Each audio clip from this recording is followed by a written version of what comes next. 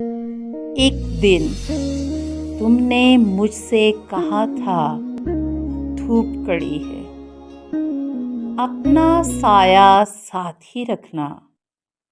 वक्त के तरकश में जो तीर थे खुलकर बरसे हैं।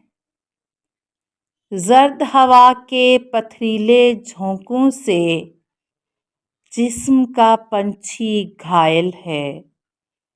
धूप का जंगल, प्यास का दरिया, ऐसे में आंसू की एक एक बूंद को इंसान तरसे हैं। तुमने मुझसे कहा था समय की बहती नदी में लम्हे की पहचान भी रखना। मेरे दिल में झांक के देखो, देखो सातों रंग का फूल खिला है।